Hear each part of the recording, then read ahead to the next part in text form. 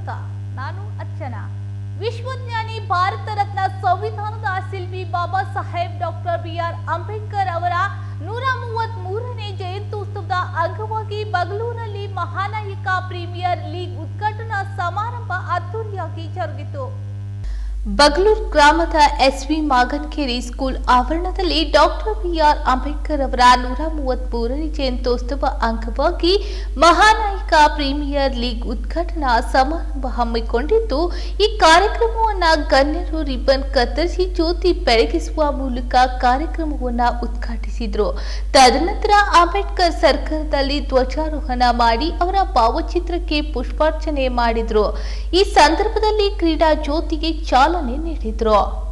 ಇದೇ ವೇಳೆ ಸಿಂದಗಿ ಶಾಸಕ ಅಶೋಕ್ ಮನಗುಡಿ ಮಾತನಾಡಿ, ಇಲ್ಲಿ ಇರುವಂತಹ ಕ್ರೀಡಾಪಟುಗಳಿಗೆ ಪ್ರೋತ್ಸಾಹ ಕೊಡಬೇಕು, ಇಲ್ಲಿರುವಂತಹ ಪ್ರತಿಭೆಗಳಿಗೆ ಜಿಲ್ಲಾ ಮಟ್ಟದಲ್ಲಿ ತಾಲೂಕು ಮಟ್ಟದಲ್ಲಿ ಆಡಬೇಕು ಎಂಬ ವಿಚಾರ ಇಟ್ಟುಕೊಂಡು ಈ ಕಾರ್ಯಕ್ರಮ ಮಾಡಿರುವುದು ಸಂತಸದ ವಿಷಯ ಎಂದು ಹೇಳಿದರು.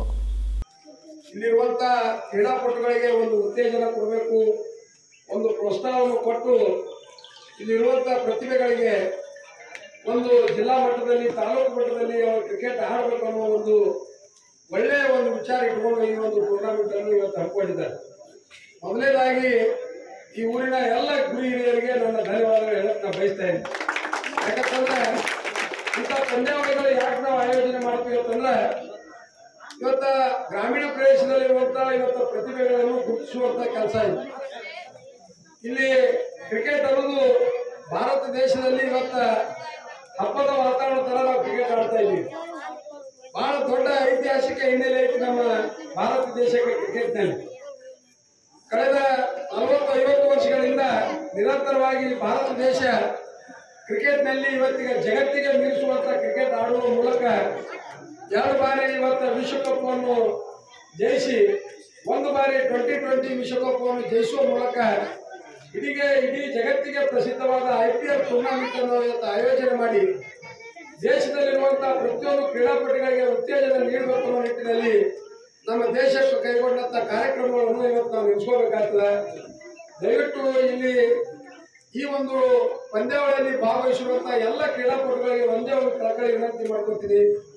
ನಿಮ್ಮ ಪ್ರತಿಭೆಯನ್ನು ಇವತ್ತು ಗ್ರಾಮೀಣ ಮಟ್ಟದಲ್ಲಿ ಇವತ್ತು ಮೊಟಕುಗೊಳಿಸದೆ ತಾವು ತಾಲೂಕು ಮಟ್ಟದಲ್ಲಿ, ಜಿಲ್ಲಾ ಮಟ್ಟದಲ್ಲಿ, ರಾಜ್ಯ ಮಟ್ಟದಲ್ಲಿ ತಮ್ಮ ಪ್ರತಿಭೆಯನ್ನು ಗುರುತಿಸುವ ಮೂಲಕ ತಾವು ಏನೇ ಆಡ್ರಿ, ನೀವು ವಿಕೆಟ್ ಕೀಪರ್ ಆಡ್ರಿ, ಬಾಲರ್ ಆಡ್ರಿ, ಬ್ಯಾಟ್ಸ್ಮನ್ ಆಡ್ರಿ, ಯಾವುದೇ ರೀತಿಯಿಂದ ಆಡಿದ್ರು ಸಹಿತ ನಿಮ್ಮ ಪ್ರತಿಭೆ ಗ್ರಾಮೀಣ ಪ್ರದೇಶದಲ್ಲಿ ಮೊಟಕುಗೊಳ್ಳಬಾರದು.